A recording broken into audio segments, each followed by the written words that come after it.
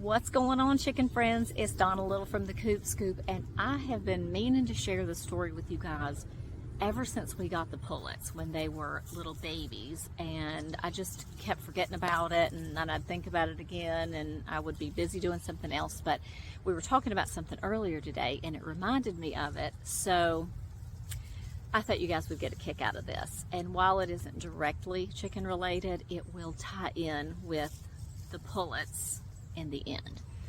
So Mark and I have been married for 35 years, and when we first got married we lived in a condo, and then we lived there a couple of years and we ended up buying a house.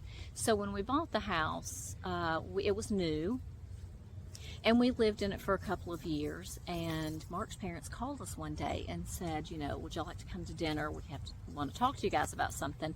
And they asked us if we would like to move into this house that we're in right now because it's right behind their house. So that was a whole discussion that I can go into later, but we ultimately obviously decided we would take them up on this offer. But the lady that lived here, her name was Mrs. Randall, and Mr. and Mrs. Randall lived here for many years. This is the house that Mrs. Randall was probably born in because her parents used to own, or they actually built the house. And then when she got married, her and Mr. Randall lived here until he passed away when Mark was a child. So I think Mark's parents knew the Randalls from church. And when they ultimately, I think, asked the Randalls if they could buy a part of their property, they built their house right up in front of this, and it is maybe like a couple of acres, and I think this is like 3 acres. So when they built out there, Mark was in the 3rd grade. He was 8 years old. So her husband, Mr. Randall, passed away sometime either right before or right after, I think, they moved into the house. So I never met him. Mrs. Randall, though, continued to live here, and then I met her on a number of occasions, and she was just a precious little lady. So she had been like a grandmother to Mark and his 3 sisters, and she would babysit them. And as she got to be older and, you know, started to have a little bit more of a difficult time taking care of herself, Mark's parents were there for her, and they helped her, you know, make it to doctor's appointments in the grocery store, and they brought her to the beauty shop, and I did her hair a few times, and so they were really there to take care of her. So when she passed away, she willed the house to Mark's parents. So they had it for however many years. I can't remember exactly when Mrs. Randall passed away, but it was around the time we got married. So the house sat empty for a while. I think Mark's sister moved into it for a short time while she was moving back from out of state, sort of just in transition. But other than that, the house was empty. And they just didn't want to deal with renters, and part of the driveway close to the street is a shared driveway. So I think they didn't want to sell it with the driveway being shared, or they didn't want to rent it and deal with renters. So it was just empty. So it became a little bit of a burden to them.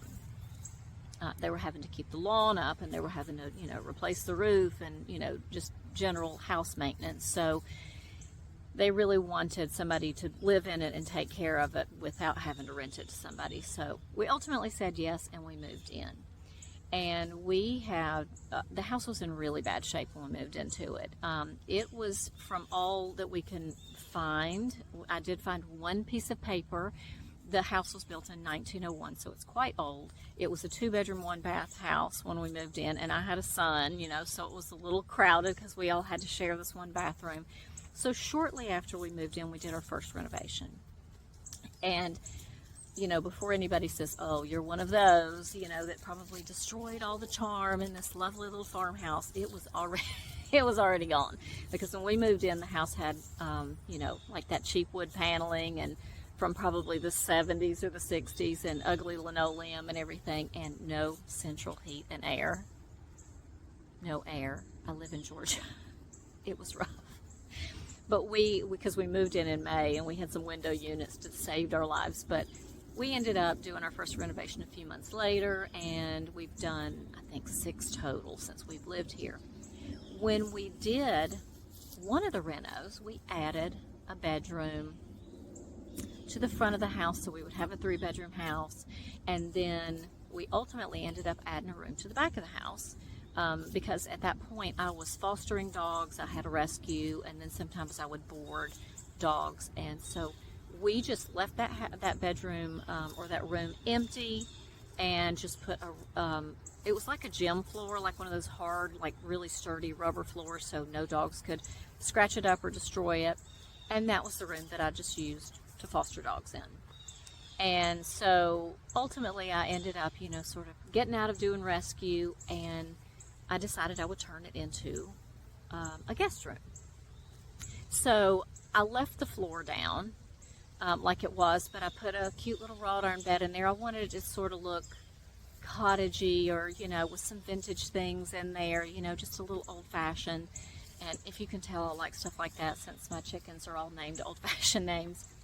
But we ended up, I went to several thrift stores so I could try to find some sort of like vintage little decor items and stuff.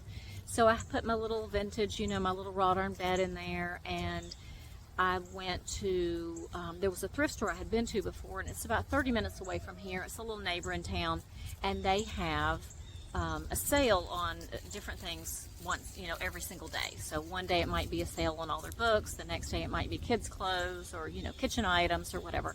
So I went on the day that they had books on sale, and I bought, 20 or 30 books.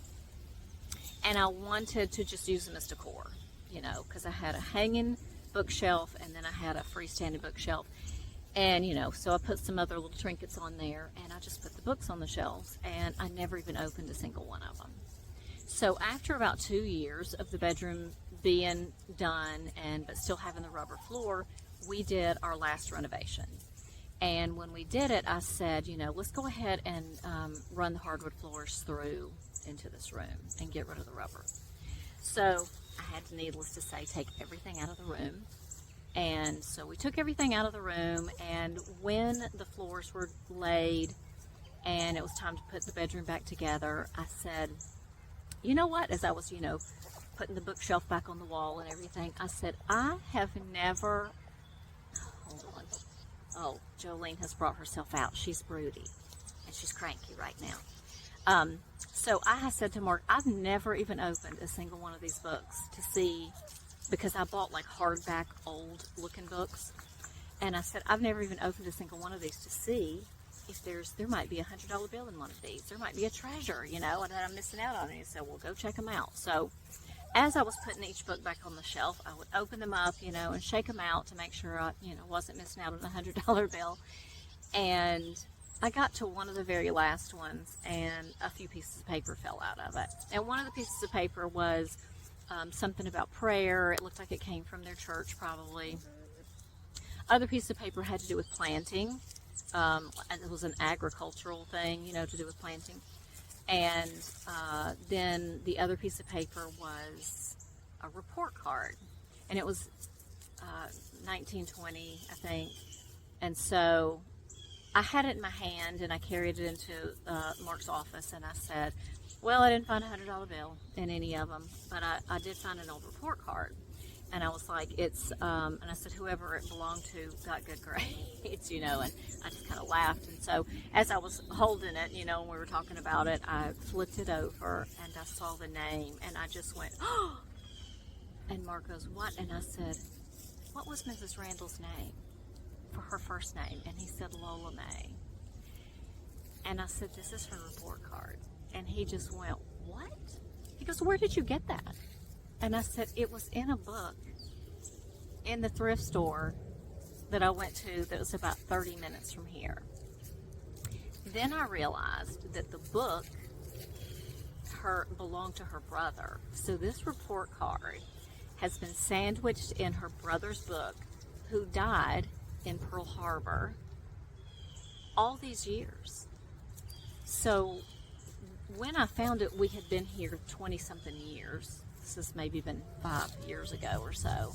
And I just said, I can't believe that out of all the books in this store, and I mean, when I say they had a wall of books, hundreds of books, I picked this one book, and it's a Navy book. It was, like I said, her brother's initials are on it. And I said that I would pick that one book, and it still had that report card in it. And it made its way back to our house. And I was just like, I cannot believe, because Mrs. Lola May, her name, maiden name was Roberts, but Mrs. Lola May Randall, lived and died at this house. And that book has been somewhere, or had been somewhere, the entire time we lived here. 20-something years, probably 25 years or 26 years at that point. And I picked that book and brought it back home. So I just thought you guys would get a kick out of that. And that is why I have a chicken now named Lola May. And I honestly had been looking for a Bielefelder for a couple of years. And every time I would go to get, new chicks somewhere, they would have everything that I wanted but the Bielefelder. And I would look again, and they would have everything I want but the Bielefelder. Or then they would have one, and half the other, breeds that I wanted wouldn't be there. So this year, when I went to look, and that's why I ended up getting the chicks this year so late in the season, because normally I would have gotten them probably in April or early May.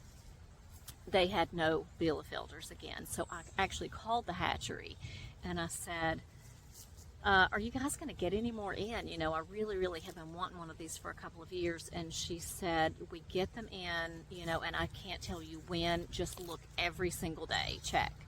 And so I checked every day after that, and probably after about a week, they have, it'll be listed like availability, and that breed they had one available on June the 10th. And every single other breed that I wanted was also available on that day too. So she was kind of special. I really, really wanted that, and I've been waiting to name a special chicken Lola May, because she was such a special lady to my husband and his family. So there is the Lola May story, and I hope you guys enjoyed it, and I hope you're enjoying our content. And if you are, hit that subscribe button and notification bell so you don't miss anything. And in case you haven't heard or seen my video about it or short about it, we have started a new channel, and it's going to be me and Mark doing it together, called Our Little Life, and I'll link it down in the comments. And I hope you guys will come over and join us over there, because we're going to have all kinds of content. We're going to talk about married life and recipes and homesteading, and just all kinds of different topics, faith, whatever. So I hope you guys will join us over there too. Have a fantastic day, guys, and I'll see you in the next video.